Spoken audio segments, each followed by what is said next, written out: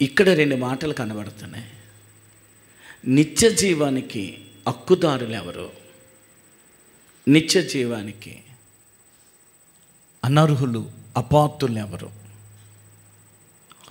యేసుక్రీస్తు వారు లోకములో ఏదో నాకైనా మీకైనా ఇవ్వడానికి రాలేదు, కానీ బైబిల్ స్పష్టంగా చెప్తుంది.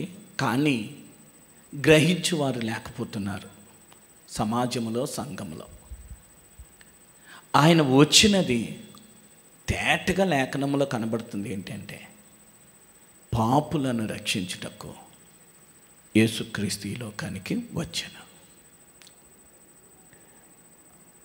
నశించిన దాన్ని వెదకి రక్షించుటకు మనిషి కుమారుడు వచ్చెను. మూడో చెప్పా, దేవుడు లోకముని ఎంతో ప్రేమించెను కాగా తన అద్వితీయ కుమారుడిగా పుట్టిన వాని యందు విశ్వాసముంచు ప్రతివాడు నశింపక, అక్కడ వాడిన పదం నిత్య జీవం పొందినట్లు ఆయన అనుగ్రహించాను. 3 మాటలు చెప్పాను. ఒకటి చెప్పండి మీరు అందరూ.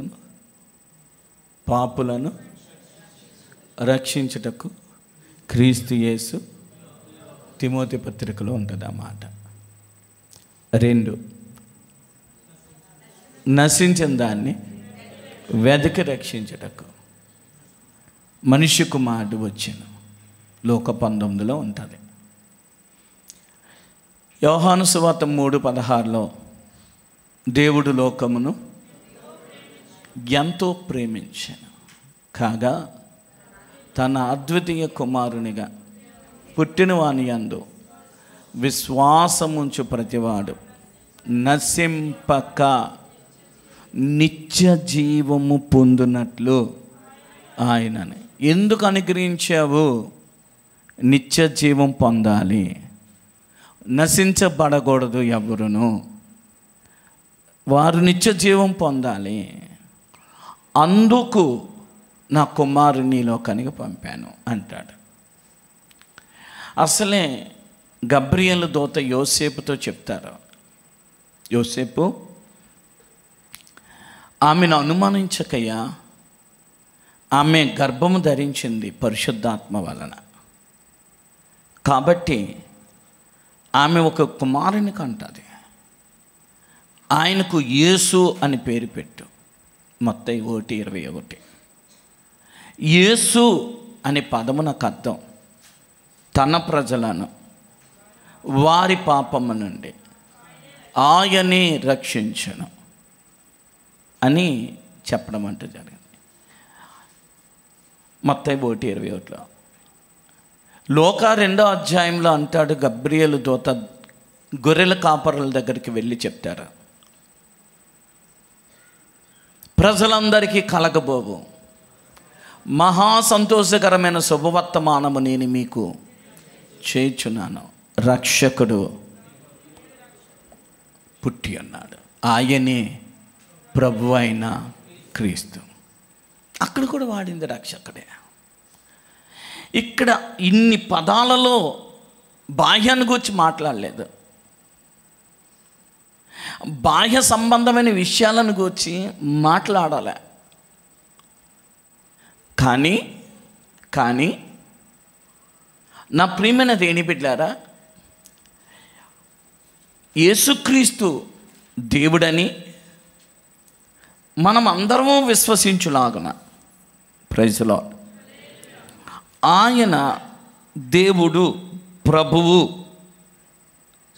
అని ప్రతి ఒక్కరము కూడా విశ్వసించులాగన అవసరమైన మాటలు నా ప్రియమైన దేని బిడ్డలారా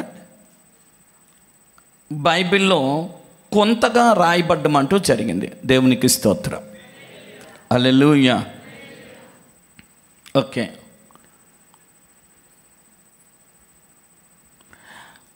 యోహాను సువార్త 21వ అధ్యాయం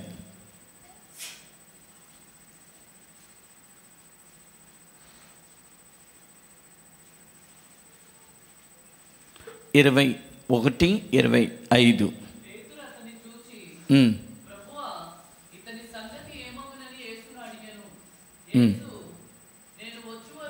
25 వచనం.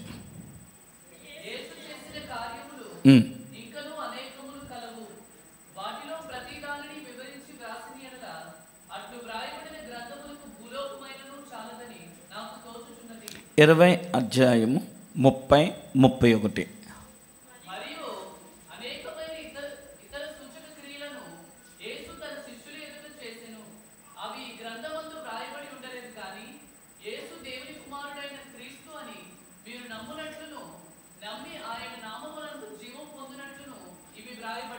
దేవునికి స్తోత్రం. అనేకమైనవి చేసిన అన్నీ రాయబడలేదు. అనేక ఇతర సూచక్రియలు యేసు తన శిష్యుల ఎదుట చేసెను, కానీ అవన్నీ రాయబడలేదు. కానీ కొన్ని రాయబడ్డాయి. గుడ్డివాడు చూపు పొందాడు, రాయబడింది. చనిపోయిన లాజరు బ్రతికాడు, రాయబడింది. కొన్ని రాయబడ్డాయి. కారణం ఏంటి అని అంటే, ఆయన దేవుని కుమారుడు, ఆయనే క్రీస్తు అని నీకు నాకు నమ్మకం రావాలి. ఆ నమ్మకం వచ్చుట కొరకు ఈ కొన్ని రాయబడ్డాయి. Praise lord. నా ప్రియమైన దేని బిడ్డలారా, అవి ఆధారం చేసుకొని అక్కడే ఉండిపోక, నమ్మిన మనము ఆయన దేవుడు, ఆయన దేవుని కుమారుడు అని నమ్మిన మనము, నా ప్రియమైన దేని బిడ్డలారా, మనము ఏ అనుభవానికి వెళ్ళాలి అన్నానంటే, నాకు నిత్య జీవం కావాలి. Praise lord. నా ప్రియమైన దేని బిడ్డలారా, ఇహమందు జీవం కావాలా, నిత్యము జీవించే జీవితం కావాలా? ఇహమందు జీవించే జీవితం ఉంటే ఒక 100 సంవత్సరాలు అనుకుందాం, ఇహమందు జీవించే జీవితం. కానీ నిత్య జీవం అనేది అంతము లేనిది కదా, నాశనము లేని జీవం అంటాడు. చూడండి ఎబ్రీ పత్రిక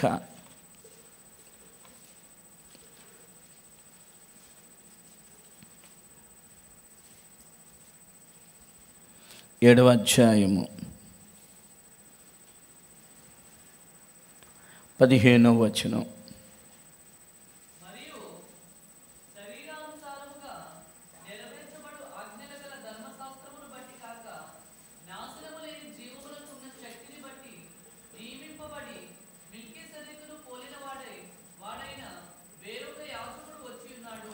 నాశనము లేని జీవమునకున్న శక్తిని బట్టి. దేవునికి స్తోత్రం. ఏ జీవం అంట? అసలు నాశనమే లేదు, ఇంకా ముగింపు లేదు దానికి. అది నిత్యము ఉండే జీవం. నాశనము లేని జీవం అనే మాటకు అర్థం, అసలు నాశనమే లేదు అని అన్న మాటకు అర్థం నిత్యము జీవించే జీవము. Praise lord. నా ప్రియమైన దేని బిడ్డలారా, కొంతమంది ఈ భూమి మీద ఈ జీవాన్ని కోరుకుంటున్నారు, కొంతమంది ఈ భూమి మీద నిత్య జీవాన్ని కోరుకుంటున్నారు. కొంతమంది ఈ భూమి మీద ఈ జీవాన్ని కోరుకుంటున్నారు, ఇక్కడ కొరకు ప్రయాసపడుతున్నారు, ఇక్కడ కొరకు తపన పడుతున్నారు, ఇక్కడ కొరకు వయసును ఖర్చు పెడుతున్నారు, ఇక్కడ కొరకు తన కాలమును, సంవత్సరములను, బలమును అంతా ఇక్కడ కొరకే ఖర్చు పెడుతున్నారు. అక్కడ కొరకు అసలు లెక్క చేయలేదు, నిర్లక్ష్య పెట్టేశారు. అక్కడ జీవం కొరకు మాకు అక్కర్లే, ఇక్కడ జీవమే మాకు కావాలి, ఇక్కడ మేము బాగుండాలి, ఇక్కడ మేము చాలా చక్కగా ఉండాలి అని చాలామంది ఇక్కడ కొరకు ఆలోచిస్తూ ప్రయాసపడుతున్నారు. కానీ కొంతమంది ఇక్కడ వారు, అక్కడ వారు అందరూ, అంటే ఇక్కడ కొరకు ప్రయాసపడుతున్నవారు, అక్కడ కొరకు ప్రయాసపడుతున్నవారు, మొత్తం అందరూ కూడా నిత్య జీవానికి నిర్ణయింపబడ్డారు. అందరూ నిత్య జీవానికి నిర్ణయింపబడ్డారు. కానీ కొంతమంది ఈ నిత్య జీవమును ఇవ్వగలిగిన వాక్యమును త్రోసివేసి మేము నిత్య జీవానికి అపాత్రులము, మేము యోగ్యులము కాదు అని బయటకు వచ్చేస్తున్నారు. మేము ఇక్కడి వారమే, ఆ నిత్య జీవానికి మేము తగ్గము, మాకు అవదు, మాకొద్దు అని త్రోసివేసి. చూడండి మళ్ళా మీరు ఇందాక మూలవాక్యం చూడండి, ఇప్పుడు మీకు అర్థమవుతుంది. అపోస్తలుల కార్యములు 13వ అధ్యాయము 46వ వచనం.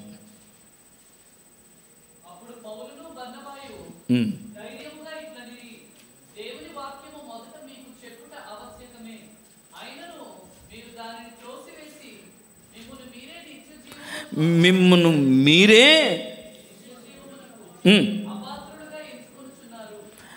మిమ్మల్ని మీరే అపాత్రులుగా దేన్ని త్రోసివేసి, నిత్య జీవమును మాకు అవసరం లేదు అని చెప్పి, ఆ జీవంతో మాకు పని లేదు అని చెప్పి, ఆ జీవం మేము వెదకము, ఆ జీవం మాకు ఎన్నికైనది కాదు, మా బ్రతుకు దినములు ఈ జీవం కొరకే, మా బ్రతుకంతా, మా సమయం అంతా, మా రోజులన్నీ ఇక్కడి వాటి కొరకే మేము వాడతామని చెప్పి వాడుతూ త్రోసివేస్తున్నారట. నా ప్రియమైన దేవుని బిడ్డలారా, మీరే మిమ్మల్ని మీరు అపవాత్రులుగా ఎంచుకొనుచున్నారు అని చెప్తూ, మా నిత్య జీవానికి నిర్ణయింపబడిన వారు ఎవరు అని అంటే, వాక్యమును త్రోసివేయకుండగా, ప్రైజ్ ది లార్డ్, దేవుని వాక్యాన్ని త్రోసివేసి 46వ వచనంలో ఉన్నది ఏంటంటే, వారు త్రోసివేసింది దేన్ని? నిత్య జీవాన్ని కాదు. చదివిన వాళ్ళకి అర్థం అవ్వలేదు అంతే. దేవుని వాక్యం మొదట మీకు చెప్పుట ఆవశ్యకమే, అయినను మీరు దానిని అనే పదం అక్కడ వాడింది ఎందుకు అని అంటే, వాక్యం మీ అద్దకు వచ్చింది, వాక్యమును మీరు త్రోసివేశారు.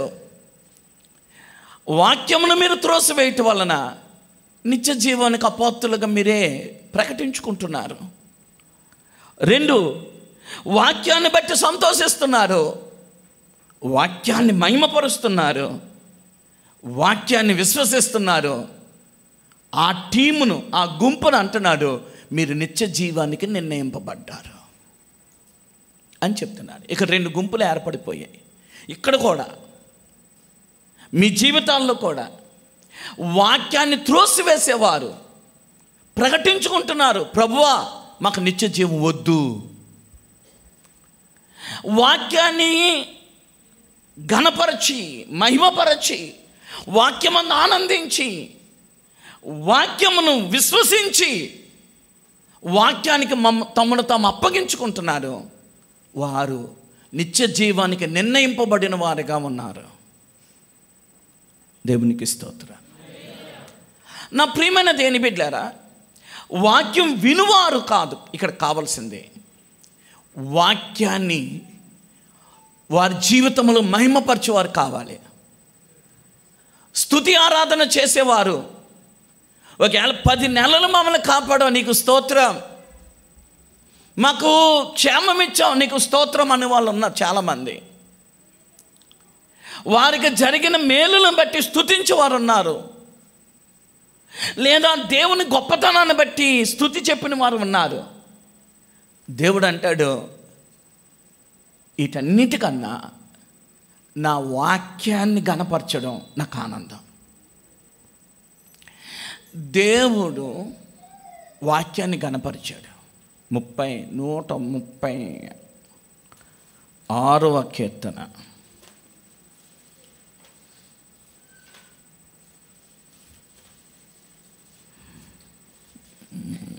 138వ కీర్తన 2వ వచనం. నీ పరిశుద్ధ ఆలయము తట్టు నేను నమస్కారము చేయుచున్నాను.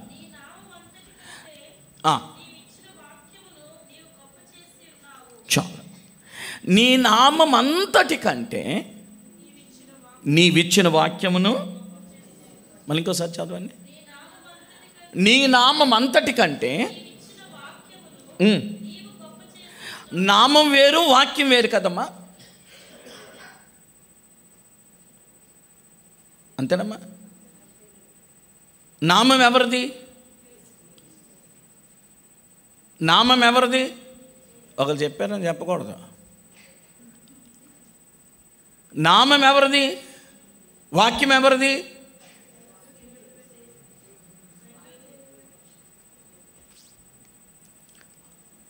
Praise the lord. అక్కడ 2 మాటలు వాడాడు. నీ నామము అన్నాడు దావీదు, ఒకటి. నీవిచ్చిన వాక్యము అన్నాడు. దేవునికి స్తోత్రం. నామం ఒక అయింది. నామం ఎవరిది అంటే ఒక ఆయనది. వాక్యము ఆయన ఇచ్చాడు. దేవునికి స్తోత్రం. ఆదియందు వాక్యం ఉండెను, ఆదియందు వాక్యం ఉండెను, వాక్యము దేవుడై ఉండెను, ఒక దేవుడు. ఆ వాక్యము దేవుని యొద్ద ఉండెను అని అన్నాడు కదా. Praise the lord. ఆ వాక్యము ఎవరి దగ్గర ఉన్నది? ఆదియందు వాక్యం ఉండెను, వాక్యము దేవుడై ఉండెను. ఆ వాక్యం ఎక్కడుంది? దేవుడి దగ్గర దేవుడు ఉన్నాడు. ఏ దేవుడి దగ్గర? ఏ దేవుడి దగ్గర ఏ దేవుడు ఉన్నాడు? తండ్రి అయిన దేవుడు దగ్గర కుమారుడైన దేవుడు వాక్ అయి ఉన్నాడు. Praise the lord. తండ్రి అయిన దేవుడు వాక్ యేసుక్రీస్తు పరిశుద్ధాత్ముడు. దేవునికి స్తోత్రం. తండ్రి అయిన దేవుడు నామం, వాక్కు యేసుక్రీస్తు, ఆయన ఊపిరి పరిశుద్ధాత్ముడు. ఇప్పుడు ఆయన చెప్తున్నాడు యోహాను, ఆదియందు వాక్యం ఉండెను, ఆ వాక్యము దేవుడై ఉండెను. వాక్యమే దేవుడు. ఆ వాక్యమైన దేవుడు దేవుని యొద్ద ఉండెను. ఇద్దరు దేవుళ్ళు. ఒక ఆయన తండ్రి అయిన దేవుడు, వాక్యైన దేవుడు యేసుక్రీస్తు. Praise the lord. ఇప్పుడు చెప్పండి, 138 చదవండి. నీ నామం అంతటి కంటే నీవిచ్చిన వాక్యము. ఇప్పుడు చెప్పండి, ఇప్పుడు చెప్పండి, ఎవరిని గొప్ప చేస్తున్నారు? తండ్రి అయిన దేవుడు కుమారుడైన క్రీస్తుని తను తగ్గించుకొని తన నామము, పరలోకమందున మా తండ్రి నీ నామం. యేసుక్రీస్తు వారు చెప్తారు, ప్రజలారా మీరు ప్రార్థన నేర్పించమని అంటున్నారు కదా, ఈ ప్రార్థన చేయండి. పరలోకమందున మా తండ్రి నీ నామం ప్రపంచములో పరిశుద్ధముగా ఉండాలి. పరలోకమందున మా తండ్రి నీ నామం పరిశుద్ధముగా ఉండాలి అని మీరు అందరూ ప్రార్థించండి అని యేసుక్రీస్తు వారు ప్రార్థన నేర్పుతూ ఉంటే, తండ్రి అయిన దేవుడు అంటాడు, నిజమే, నా నామం ప్రపంచం అంతా పరిశుద్ధముగా ఉండాలి, కానీ నా నామము కంటే నీ వాక్యము, వాక్యమైన నీవు ఘనపరచబడాలి, హెచ్చింపబడాలి. నీ వాక్కు పర్వతములు కదిలిపోతాయి, నక్షత్రములు రాలిపోతాయి, ఆకాశం గతిస్తుంది. నీ వాక్కులో ఒక పుల్లైన సున్నైనా గతించకూడదు. వాక్కు స్థిరముగా ఉండాలి. వాక్యమును నేను హెచ్చిస్తున్నాను, వాక్యమును నేను కనపరుస్తున్నాను అని తండ్రి అయిన దేవుడు చెప్తున్నాడు. దేవునికి స్తోత్రం. హల్లెలూయా. నా ప్రియమైన దేవుని బిడ్డలారా, వాక్యము ఈ ఆదికాండం మొదలుకొని ప్రకటన వరకు ఉన్న ప్రతి మాట, నా ప్రియమైన దేవుని బిడ్డలారా, ఆయన వాక్ అయి ఉన్నది. ఇది ఇప్పటికీ కూడా జీవిస్తూ ఉన్నది, ఎప్పటికీ కూడా జీవిస్తూనే ఉంటుంది. దేవునికి స్తోత్రం. ఇది ఆత్మయు జీవమై ఉన్నాయి అని అంటాడు యోహాను సువార్తలో. దేవుని మాట ఏమై ఉన్నదట? 6వ అధ్యాయము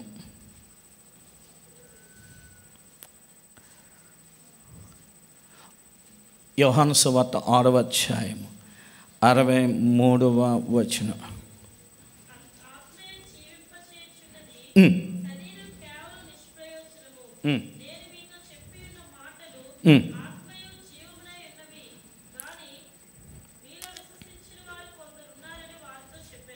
చాలు, దేవునికి స్తోత్రం. అందరూ శ్రద్ధగానండి. వాక్యము ఏమై ఉన్నది అంటే ఆత్మై ఉంది. అందు చెప్పండి, వాక్యం ఏమై ఉంది? ఆత్మయ్య ఉన్నది. ఓకే, 2 వాక్యం ఏమై ఉన్నది? జీవమై ఉన్నది. Praise the lord. ఓకే, ఇప్పుడు నేను చెప్తాను అండి.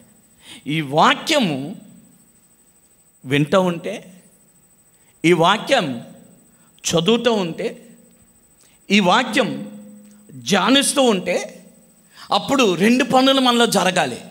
1, జీవం మనకు రావాలి. 2, దేనికి జీవం? మన ఆత్మకు జీవం రావాలి. 2, నా ప్రియమైన దేని బిడ్డలారా, ఆత్మ అనేటప్పటికీ ఓ శక్తివంతమైనది. దేవునికి స్తోత్రం. హల్లెలూయా. మనలో క్రియ జరిగిస్తుంది. అందుకే అంటాడు, ఎబ్రీ పత్రికలు అంటాడు, ఈ వాక్యము జీవం కలిగింది కదా, ఆత్మ కలిగింది కదా, కాబట్టి నెమ్మదిగా ఉండదు ఈ వాక్యం.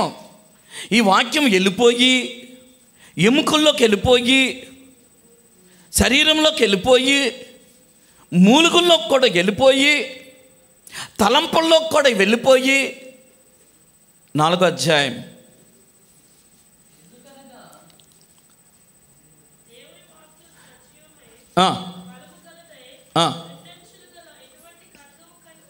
పన్నెండవ వచనం. 4వ అధ్యాయం 12వ వచనం. దేవుని వాక్యము సజీవమై బలము గలదై. ఇక్కడ 2 మాటలు అంటాడు, సజీవము, బలము. దేవునికి స్తోత్రం. వాక్యానికి 2 మాటలు. 1 సజీవం, ఇందాక ఏమన్నాడు? జీవము అంటాడు, ఇక్కడ సజీవము అంటాడు. ఇక్కడ అక్కడ అంటాడు ఆత్మ అంటాడు, ఇక్కడ ఏమంటాడు? బలము అంటాడు. Praise the lord, praise the lord. ఈ వాక్యము జీవము కలిగిన, ఆత్మ కలిగిన ఈ వాక్కు వెళ్ళిపోయి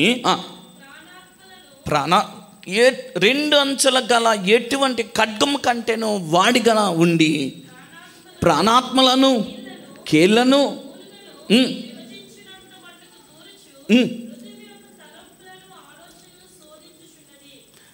దేవునికి స్తోత్రం. అంటే ఇది ఏమాత్రం నెమ్మదిగా ఉండలేదు.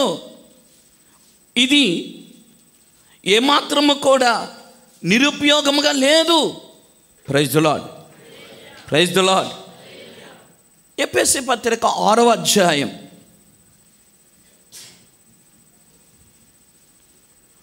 17వ వచనం.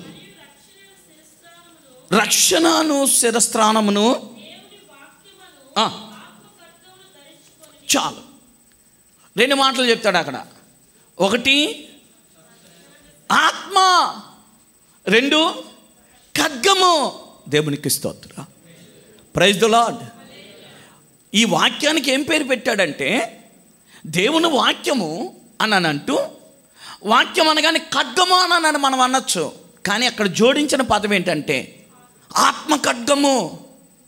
దేవునికి స్తోత్రం. వాక్యానికి 2 పదాలు వాడాడు. 1 ఏంటి? ఆత్మ ఉంది, 2 ఖడ్గమై ఉంది. ఈ 2 కలిసి ఆ శత్రువును హతమార్చడం అంటూ జరుగుతుంది. దేవునికి స్తోత్రం. కాబట్టి అందరు గ్రహించాలి, వాక్యము ఏంటి అని అంటే అది జీవమై ఉంది. నువ్వు చదువుతున్నావా, జీవం వచ్చేస్తుంది. Praise the lord. నువ్వు ధ్యానిస్తున్నావా, జీవం వస్తుంది. అది బ్రతికి ఉంది, నిన్ను బ్రతికిస్తుంది. దేవునికి స్తోత్రం. హల్లెలూయా. నా ప్రియమైన దేని బిడ్డలారా, యోహాను సువార్త 6వ అధ్యాయానికి వెళ్దాం. మళ్ళా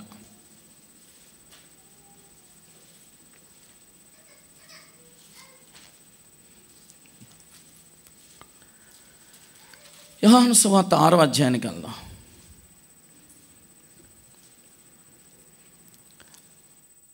ప్రైజ్ ది లార్డ్. 53వ వచనం. మీరు మనుష్య కుమారుని శరీరము తిని ఆయన రక్తము త్రాగితేనే కాని మీలో మీరు జీవము గలవారు కారు. నా శరీరము తిని నా రక్తము త్రాగువాడే నిత్య జీవము గలవాడు. అంత్య దినమున నేను వారిని లేపుదును. నా శరీరము నిజమైన ఆహారమును, నా రక్తము నిజమైన పానమునై ఉన్నది. నా శరీరము తిని నా రక్తము త్రాగువాడు నా యందును, నేను వారి యందును నిలిచి ఉందుము. దేవునికి స్తోత్ర. హల్లెలూయా. నా ప్రియమైన దేని బిడ్డలారా, ఈ వాక్యము ఇంత చెప్పేసి ఎంత ఈ మాటలన్నీ చెప్పి నేనే జీవాహారమును అంటాడు. నేనే జీవాహారమును అంటాడు. 31 51కి వెళ్ళిపోయావమ్మా.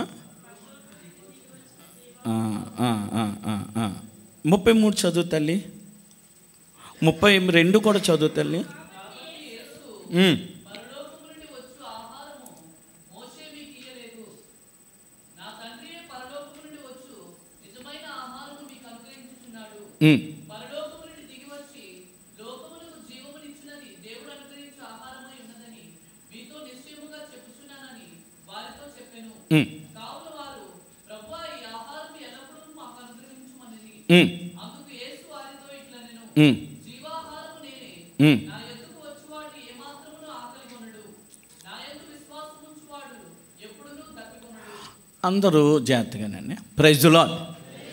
ఇంతకీ ఈ వాక్యం 6వ అధ్యాయం అంతా దేని కొరకు మాట్లాడుతున్నాడు? ఈ 6వ అధ్యాయము సందేశము దేనికి? ఇంతకీ యేసుక్రీస్తు వారి దగ్గరికి కొంతమంది వచ్చి వినాలి, చాలామంది జాగ్రత్తగానండి. కొంతమంది యేసుక్రీస్తు వారి దగ్గరికి వచ్చి, అయ్యా నువ్వు ఇక్కడ ఉన్నావా? మేము అక్కడికి వెళ్ళాం, అదంతా వెతుకుతున్నాం, అబ్బా నువ్వు దొరకలేదు, నిన్ను వెతుకుతూ ఇక్కడికి వచ్చాం అని అన్నారు.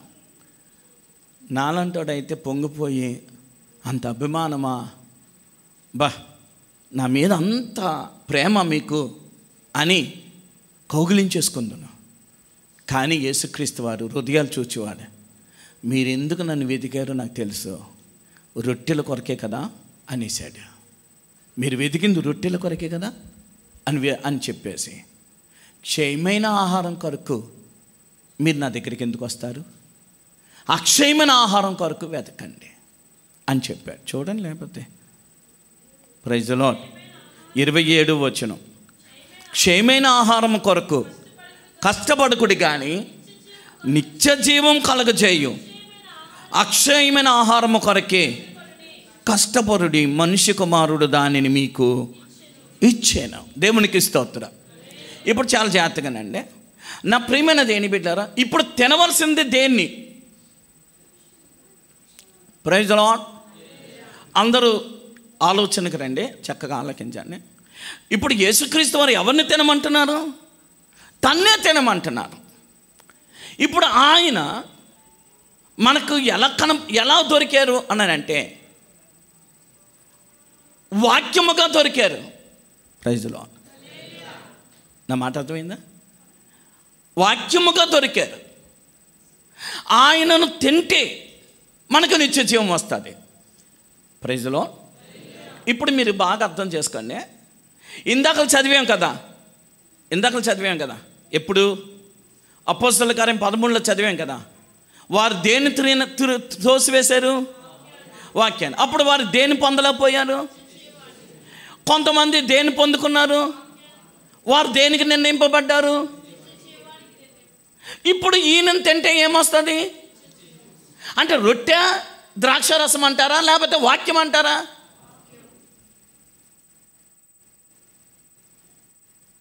మీకు అర్థమైందా? మళ్ళా ఇప్పుడు ఆయన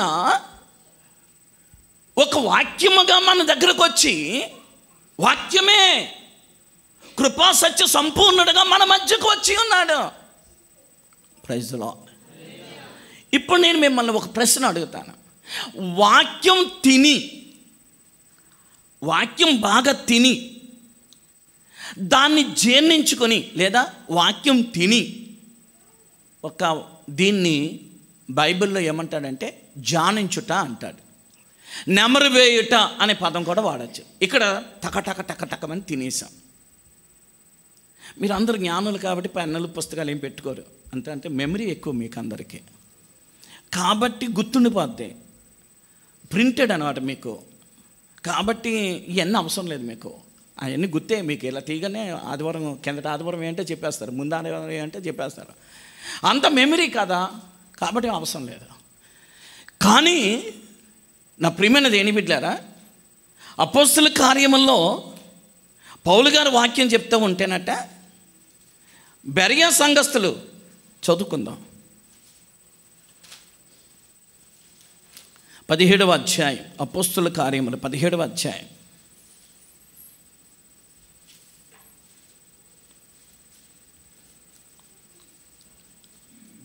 11వ వచనం.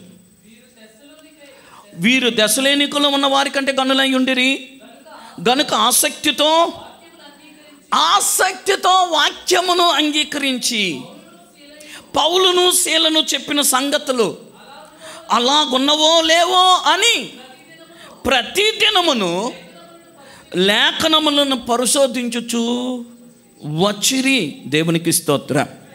చదవడానికి అవునా? చదవగలవా? అందుచేత వారిలో అనేకులను ఘనత కలిగిన గ్రీసు దేశస్థులైన స్త్రీలలోను పురుషులలోనూ చాలామంది విశ్వసించిరి. అయితే బెరయలో కూడా పౌలు దేవుని వాక్యమును ప్రచురించుచున్నాడని దశలోనికలో ఉండి యూదులు తెలుసుకుని అక్కడికి వచ్చి జనసమూహములను రేపి కలవరా. దేవునికి స్తోత్రం. నా ప్రియమైన దేని బిడ్డలారా, అలాంటి పరిస్థితుల్లో, ఆటంక పరిస్థితుల్లో వాక్యం ప్రకటిస్తూ ఉంటే బెరయ సంఘస్థులట వాక్యమును ఏం చేసుకున్నారట? జాగ్రత్తగా ఆసక్తితో వాక్యాన్ని విన్నారు, దాన్ని అంగీకరించారు, ఆ లేఖనాలన్నీ జాగ్రత్త పెట్టుకున్నారు. ఇంటికి వెళ్ళిన తర్వాత అసలు ఏంటి చెప్పాడు అని అన్ని వివరంగా ధ్యానించుకొని కరెక్టా కాదా, చెప్పింది కరెక్టా కాదా అని మళ్ళీ ఒకసారి చూసుకున్నారట. అందుకు వారిని పౌలు అంటాడు గనులు. వారు గనులు అంటాడు. Praise the lord, praise the lord. నా అంటాడు చూడండి, వీరు దశలోనికలో ఉన్న వారి కంటే గనులు. ఎందుకయ్యా ఆ మాట అన్నామంటే గనుక ఆసక్తితో వాక్యమును అంగీకరించారు. దేవునికి స్తోత్రం. ప్రతిదినము అక్కడ ఉంటుంది, ప్రతిదినము లేఖనములను పరిశోధించుచు వచ్చిరి. Praise the lord, praise the lord. వాక్యమును పట్టుకున్నవారు, వాక్యం వాక్యం వాక్యం. నా ప్రియమైనది ఏని బిడ్డారా, ఇప్పుడు నేను మిమ్మల్ని ఒక ప్రశ్న అడుగుతాను అన్నాను కదా. వాక్యం తినకోకుండా రొట్టె ద్రాక్ష రసము తింటే మీరు ఖచ్చితంగా పరలోకం వెళ్ళిపోతారు కదా. దీనికి ఆన్సర్ ఇవ్వాలి మీరు అందరూ.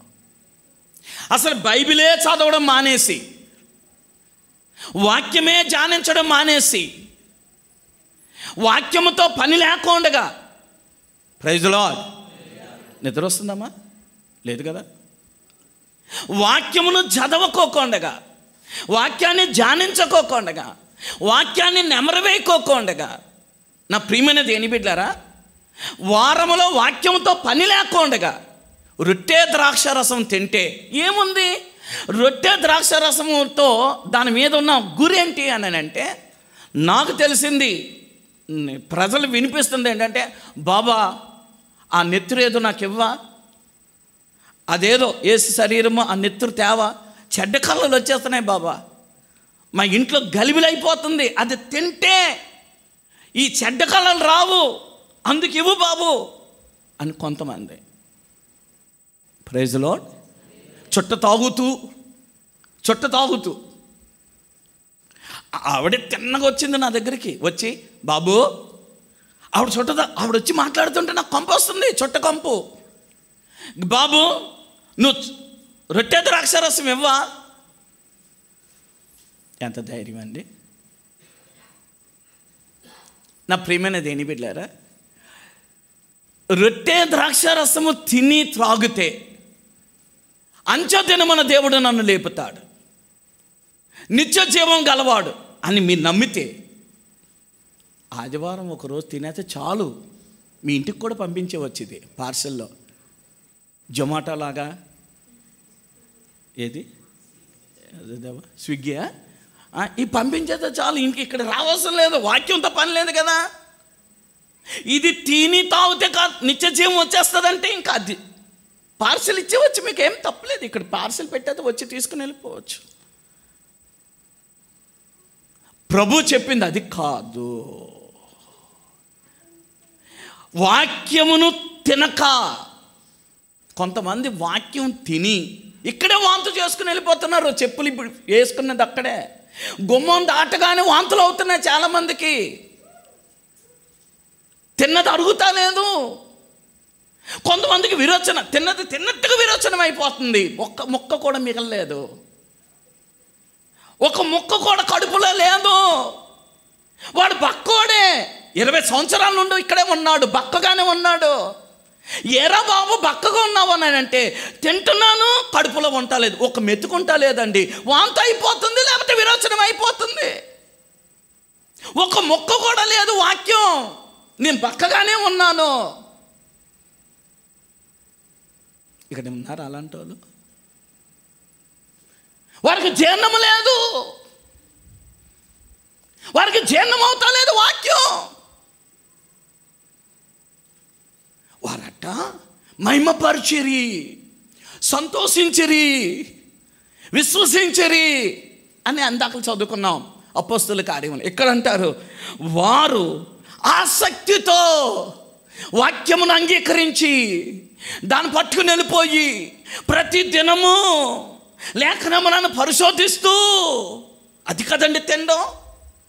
అలా తింటున్నప్పుడే కదా ఈ వాక్యము ఆత్మకు జీవము, ఆత్మకు బలము. అప్పుడే కదా ఆ ఆత్మ ఎదుగుతుంది. ఎఫెసీ పత్రిక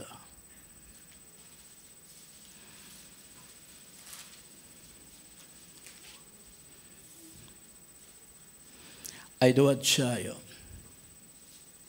27వ వచనం, 25వ వచనం. చదవండి.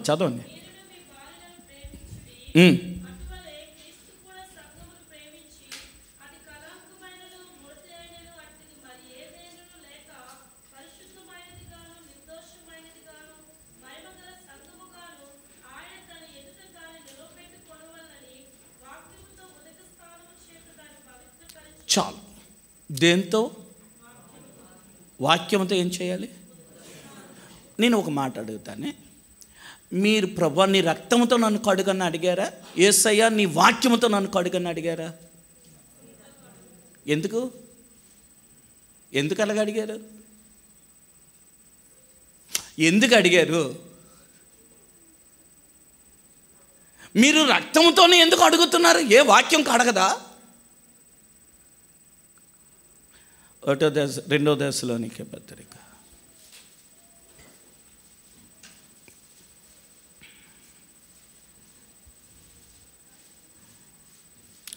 2వ అధ్యాయం 13వ వచనం. ప్రభు వలన ప్రేమింపబడుతున్న సహోదరులారా, చాలమ్మా. ఏటమది? ఇందాకలు ఏం చదివారు మీరు? వాక్యము చేత ఉదక స్నానము అన్నారు కదా. దేవునికి స్తోత్రం. 1 కొరింథీ పత్రిక 6వ అధ్యాయము రాసుకోండి రిఫరెన్స్లో.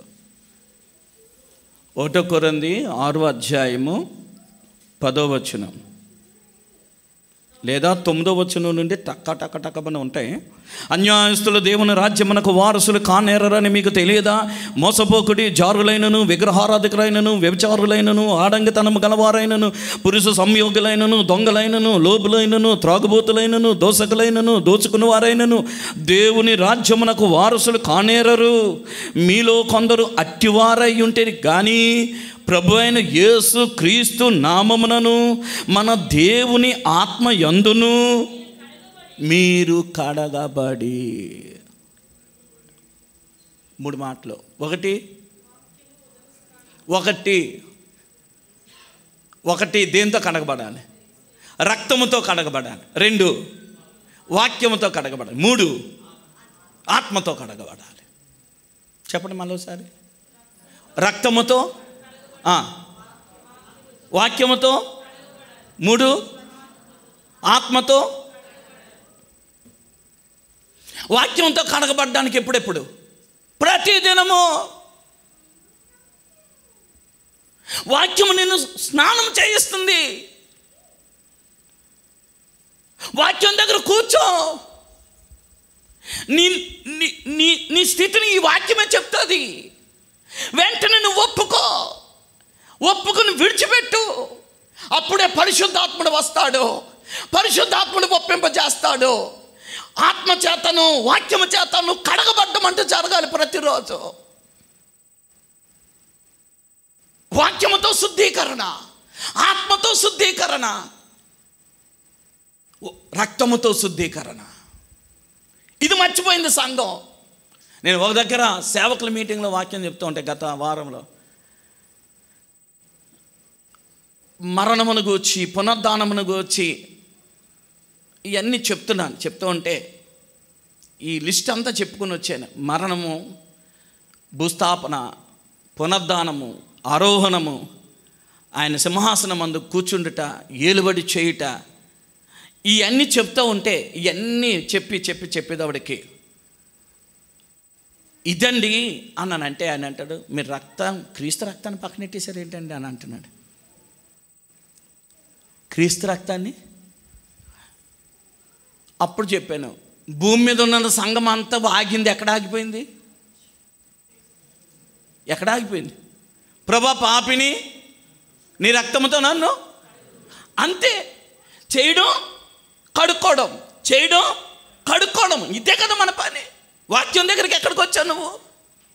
నువ్వు మరణించు అన్న అనుభవం సంఘంలో ఈ రోజున ఎక్కడ చెప్పేది? నువ్వు చావాలి, ప్రైజ్ ది లార్డ్. నువ్వు చనిపోవాలి, క్రీస్తు మరణంలో ఐక్యమవ్వాలి. Praise the lord. నువ్వు క్రీస్తు మరణిస్తే ఆ మరణంలో ఐక్యమవ్వాలి. ఏంటి? శరీరంలో నువ్వు చెయ్యడుతున్నావు అంటే ముందు మరణంలో చెయ్యట్టు. నువ్వు ఆయన పాత్రలో చేయి పెడుతున్నావు అని అంటే ఆయన చావులో ముందు ఐక్యమవ్వు. రోమాపత్రిక 6వ అధ్యాయం.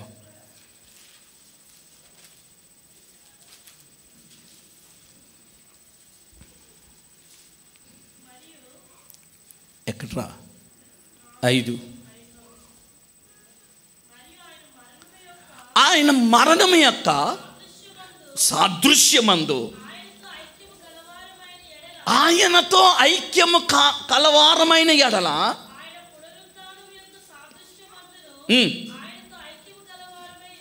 దేవునికి స్తోత్రం. ఇప్పుడు మనం అందరం ఐక్యం అవ్వాలి. ఎవరితో ఐక్యం అవ్వాలండి? క్రీస్తు సిలువలో బలి అయితే నేను వెళ్ళిపోయి ఆ బలియాగంలో ఐక్యం అవ్వాలి. నేను నిన్ను ఆరాధిస్తాను, నేను నీ రక్తంతో కడగబడతానంటే ఒప్పుకోడు ఆయన. నా మరణములో నువ్వు కూడా మరణించి ఐక్యమైపో. నేను చనిపోయాను, నువ్వు చనిపో. నేను సమాధి చేయబడ్డాను, నువ్వు సమాధి చేయబడు. నేను తిరిగి లేచాను, నువ్వు కూడా తిరిగి లేవు. నా మరణములో ఐక్యమవ్వు, నువ్వు చచ్చిపో. నేను సమాధి చేయబడ్డాను, నాతో పాటు నువ్వు సమాధి చేయబడు. నేను తిరిగి లేచాను, నువ్వు నాతో కూడా తిరిగిలే. ఐక్యమవు మొదట, నన్ను నాలో ఐక్యమైపో. ఐక్యత. Praise the lord. ఇదే బాప్తిసం. ఎవరికి బాప్తిసం? బాప్తిసం కూర్చున్న వాక్యం అది 6వ అధ్యాయం రోమాపత్రిక. ఎవరికి బాప్తిసం ఇవ్వాలి అని అంటే చచ్చినోడిని తీసుకుని వెళ్ళి పాతి పెట్టండి. నువ్వు చచ్చిపోయాడు, వాడు చచ్చిపోయినోడిని ఉంచొద్దు. లోకానికి చనిపోయాడు, పాపానికి చనిపోయాడు, అపవిత్రతకు చనిపోయాడు, వాడికి ఇంకా స్పందన లేదు. వాడిని తీసుకుని వెళ్ళి పాతి పెట్టండి. ఇంకా నూతన వ్యక్తిని తీసుకుని సంఘములో పెట్టండి. ఇంతవరకు జీవించింది వాడి కొరకు, ఇప్పుడు సంఘములో అడుగుపెట్టింది క్రీస్తు కొరకు బ్రతకడానికి. తన కొరకు బ్రతికేవాడు ఇంకా బ్రతుకుతున్నాడు. బ్రతుకువాడు తన కొరకు చచ్చిపోయాడు. తన కొరకు బ్రతుకువాడు క్రీస్తు కొరకు చచ్చిపోయాడు. అంటే క్రీస్తుతో సంబంధం తెగిపోయింది.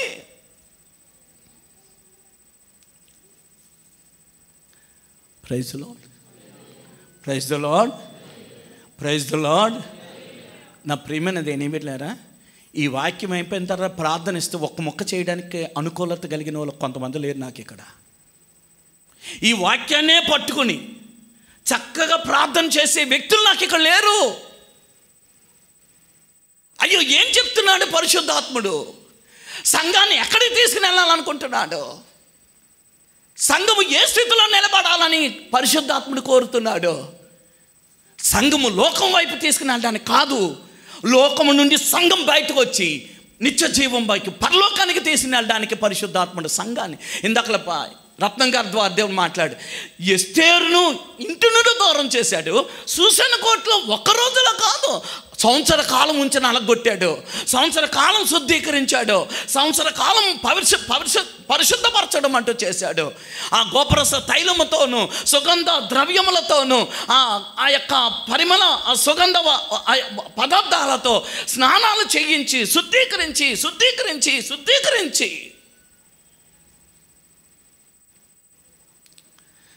ఆ రాజు ఎదుట నిలబెట్టబడ్డాం. Praise the lord, praise the Lord. కావున నా ప్రియమైనది ఏమి బిడ్డారా, వాక్యము నువ్వు ఎంత తింటే, వాక్యం ఎంత తింటే. 1వ దశలోనికే పత్రిక, ఈయనకి తెలిసినవన్నీ చెప్పేస్తున్నట్టున్నాడు అనుకుంటారా? నేనేం రాసుకుని రాలేదు.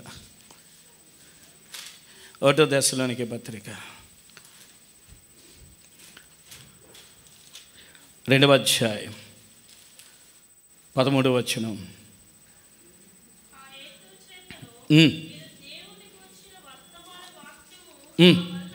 మా వలన అంగీకరించినప్పుడు మనుషుల వాక్యమని ఎంచక బాబా అది నిజముగా ఉన్నట్టు దేవుని వాక్యమని దానిని అంగీకరించితిరి.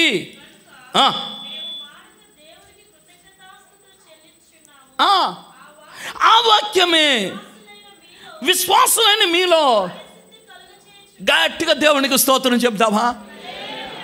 ఆ వాక్యమే. ఏ వాక్యము? ఏ వాక్యము? అపోస్తలుడైన పౌలు వాక్యం చెప్తూ ఉంటేనట, నిలబడి వాక్యం చెప్తుంటే దశలోనికలో వారట వాక్యాన్ని అలా తీసుకున్నట వాళ్ళు అంటున్నారట, ఇది పౌలు గారు చెప్పింది కాదు, దేవుడే మాతో మాట్లాడుతున్నాడు, దేవుని స్వరం ఇది, దేవుడే మమ్మల్ని దృష్టించి మమ్మల్ని ప్రేమించి మాట్లాడుతున్నాడని ఆ వాక్యాలు దేవుని వాక్యముగా అంగీకరించారట.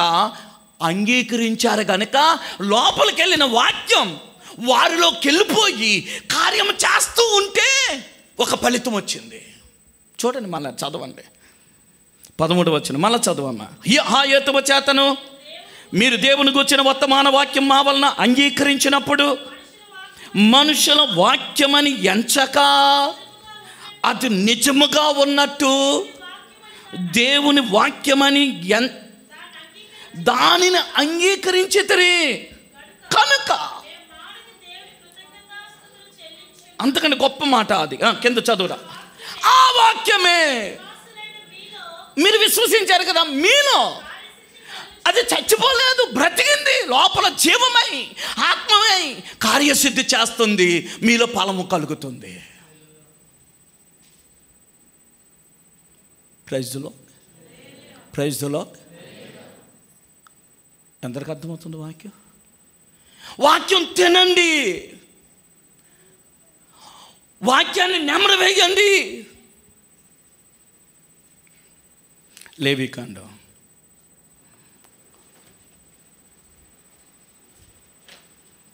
10వ అధ్యాయం, లేవికాండం 11వ అధ్యాయం 4వ వచనం. జంతువులను నెమరు వేయు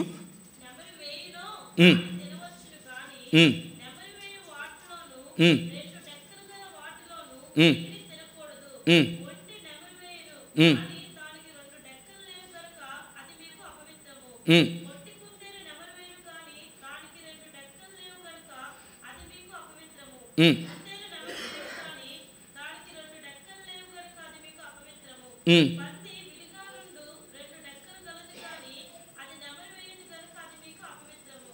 వాటి చాలు. ప్రైజ్లో ఇంతకీ ఏముండాలట? నెమరు వేయుట అనే ఒక గుణము దానికి ఉండాలి.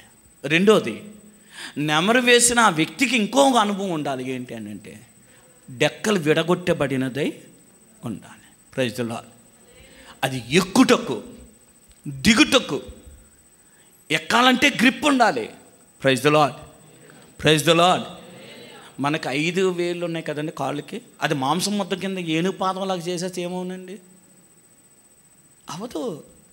మనం దిగలేం, మనం ఎక్కలేం, పట్టు దొరకదు మనకి. 5 వేళ్ళు విడగొట్టి ఉండడం వల్ల మనకు అది గ్రిప్. అది డెక్కలు విడగొట్టబడ్డం ఎక్కుటకు దిగుటకు అనుకూలం. Praise the lord, praise the lord. కాబట్టి నెమరు వేయాలి, డెక్కలు విడిగా ఉండాలి. దేవునికి స్తోత్రం. నెమరు వేయకపోతే చెప్పండి, నెమరు వేయకపోతే అది అపవిత్రం.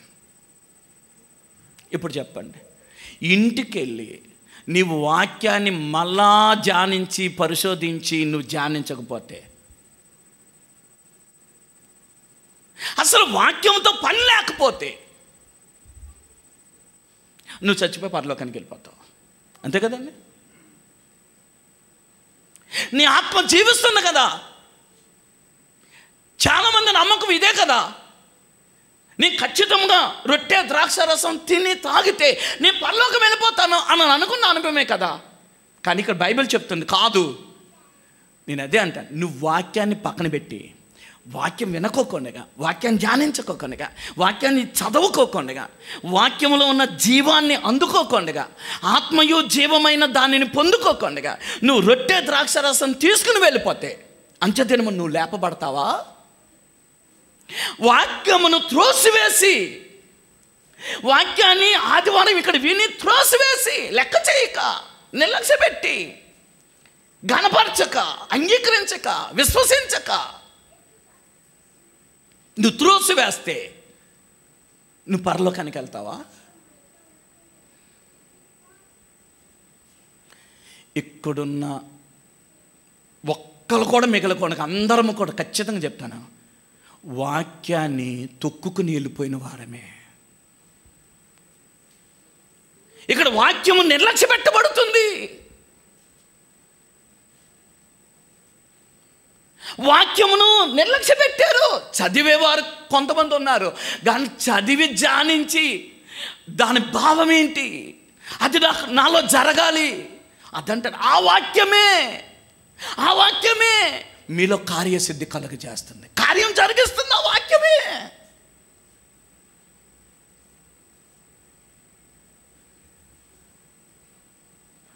Praise the lord. వాక్యం ఇందులో లేకుండా అమాయక స్థితిలో ప్రయాణం చేస్తున్నారు జనము. బైబిల్ నిర్లక్ష్య పెట్టబడింది, వాక్యమును నిర్లక్ష్య పెట్టేశారు ప్రజలు. మనిషి మాట అనుకుంటున్నారు కొంతమంది. నీ పనులన్నీ గొప్పవి, వాక్యమే చిన్నది. నీ కార్యాలన్నీ గొప్పవి, దేవుని ఉపదేశమే చిన్నది. దేవుని ఉపదేశమునకు మనకు విలువ లేదు. ఏ కార్యమైనా చేయండి, ఎవరైనా ఎక్కడైనా ఫంక్షన్ పెట్టండి, ఏ కార్యక్రమం చేయండి, పాస్టర్ గారండి కొద్ది వాక్యం చెప్పండి, కొద్ది వాక్యం చెప్పండి. ఎందుకు కొద్ది వాక్యం? ఎందుకు కొద్ది వాక్యం? ఎందుకు? అంతేం కాదు కదండి, వాక్యం అంత గొప్పదేం కాదు కదండి, చిన్న వాక్యం చెప్పండి.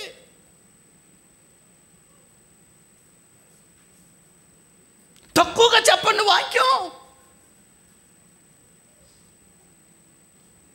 నా ప్రియమైన దైవ జనాంగమా, నీ ఆత్మకు వాక్యము ఆహారం, నీ ఆత్మకు వాక్యము బలము, జీవం ఇస్తుంది. Praise the lord, praise the lord. నువ్వు ఇంటికి వెళ్ళి నువ్వు రాయాలి ఖచ్చితంగా. నువ్వు దీని అంతటి పట్టుకోవాలి. మీరు అనుకుంటారా? నేను అనుకుంటారా?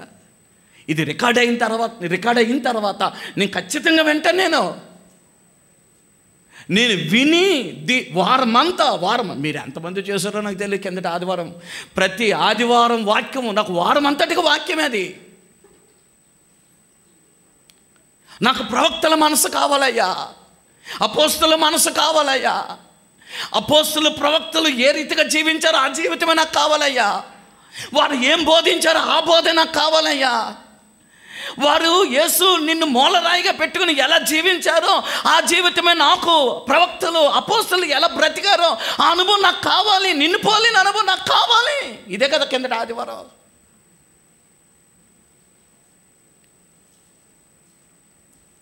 దేవునికి స్తోత్రం. ఇది తినకోకుండా ఆ రొట్టె తింటే నీకేం ప్రయోజనం? ఎవడైనను అయోగ్యముగా దీనిని తినిన ఎడల, ఇది తిను, ఇది తింటే నీకు తెలుస్తుంది. నువ్వు అసలు నేను ఒక మాట అంటానా, ఇది తింటే నువ్వు పాపిగానే కనబడతావు.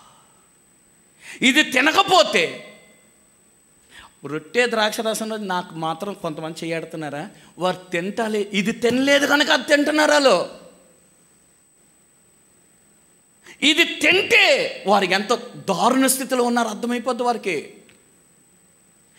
బైబిల్ చదువుతలేదు వారు, ఉపదేశం మీద మనసు పెట్టలేదు వారు, వాక్యం ఏం చెప్తుందో వారు వింటలేదు. దీనికి నేను ఎంత అవిధేయుడను, దీన్ని నేను ఎంత తిరస్కరిస్తున్నాను, దీన్ని ఎంత నేను వ్యతిరేకిస్తున్నాను.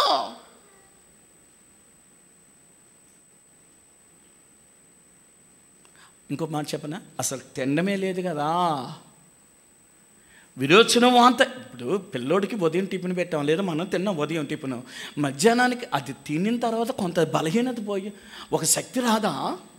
మధ్యాహ్నం తిన్నది సాయంకాలం వరకు ఒక శక్తివంతంగా మన బాడీకి ఉండదా? రాత్రి తిన్నది మనకి శక్తిని బలమును శరీరానికి ఇవ్వదా? అసలు తినకపోతే ఎంత నీరసం, తింటే ఎంత ఆరోగ్యం. మరి ఇది తింటే ఎంత ఆరోగ్యం వస్తుంది, ఇది తినకపోతే ఎంత నీరసం వస్తుంది.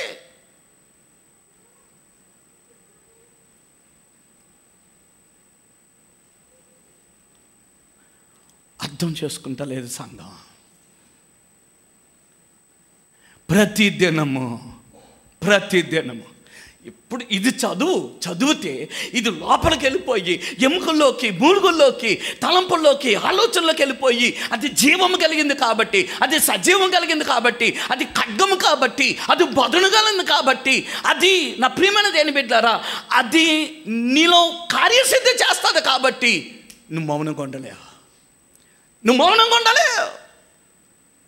నీ కొరకు బ్రతకలేవు. ఈ వాక్యం లోపలికి వెళ్ళి పనిచేస్తే శిష్యుడిని తయారు చేస్తుంది. ఇది అండి పెండ్లి కుమార్తెను తయారు చేయడానికి ఇచ్చిన అర్థం అండి. ఏగే పరిశుద్ధాత్ముడైతే పరిమళ సుగంధ ద్రవ్యాలు ఏంటి? వాక్యం అండి.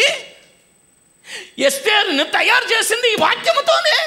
పరిశుద్ధాత్ముడు ఏగే తయారు చేస్తున్నాడు. ఇదిగో ఈ వాక్యము, ఉతక స్నానం, ఆత్మతో పరిశుద్ధపరచబడుట. నువ్వు ఎప్పుడు వాక్యముతో స్నానం చేస్తున్నావో, వాక్యముతో స్నానం చేసే అనుభవం ఎప్పుడు వచ్చింది నీకు? పరిశుద్ధాత్మతో స్నానం ఎప్పుడు చేస్తున్నావు?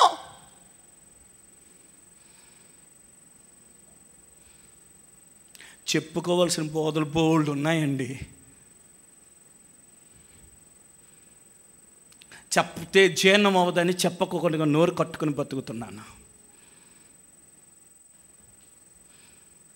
ఈ యొక్క ఉదయకాలం అందు వాక్యమును త్రోసివేసేవారు మీరే. ఇక్కడ దేవుడు మిమ్మల్ని ఏమి, నువ్వు అపాత్రురాలవు, నువ్వు అపాత్రుడువు, నువ్వు అయోగ్యుడు అని నిన్ను త్రోసివేస్తలేదు. నువ్వే అయోగ్యుడిగా ఎంచుకుంటున్నావు. నేను నిత్య జీవానికి అపాత్రునని నువ్వే నీ బ్రతుకు ద్వారా చెప్తున్నావు. కొంతమంది వాక్యమును పట్టుకుని దాన్ని ధ్యానిస్తూ, దాన్ని తింటూ, దాన్ని జీర్ణించుకుంటూ, దినదినము బలపడుతూ, తింటే ఎదుగుదల వస్తుంది కదండి. తింటే నీరు తాగితే, ఎరువు పీల్చుకుంటే, సూర్యరశ్మిని గాలిని తీసుకుంటే మొక్క ఎందుకు చిగురేయదండి? ముద్దుబారిపోయి ఎందుకు ఉంటుందండి? జిట్ట కట్టేసినట్టుగా ఎందుకు ఉంటుందండి? ఎక్కడేసిన గొంగలు అక్కడేసినట్టుగా ఎందుకు ఉంటుందండి? ఆ 4 ముక్కల ప్రార్థన ఏం చేస్తావండి? ఇది తింటే నీ ప్రార్థన పెరుగుతుంది. ఇది తింటే నీకు తెలుస్తుంది అసలు నా దిగంబరత్వం ఏంటో మనకు తెలుస్తుంది. నేనెంత దిక్కుమాలిన స్థితిలో ఉన్నాను, నేనెంత దౌర్భాగ్య స్థితిలో ఉన్నాను, నేనెంత దరిద్ర స్థితిలో ఉన్నాను, అయ్యో నేనెంత దౌర్భాగ్యుడనని ఇది చదివితే నీకు అర్థమవుతుంది. దీనికి దూరమైనడే వీరో, దీని దగ్గర ఉన్నవాడు యేసు కాళ్ళ దగ్గర పడి జీరోగా కొట్టుమిట్టాడిపోతాడు. దీన్ని వదిలినోడే హీరో, దీని దగ్గర ఉన్నవాడు జీరో. నేను ఎన్నికలేనోని, నేను అపార్థుణ్ణి, నేను అయోగ్యుణ్ణి, నేను నీచుణ్ణి అని కొట్టుమిట్ట ఆడతాడు. దీన్ని వదిలిపెట్టినోడు హీరో. కళ్ళు మూసుకుందాం.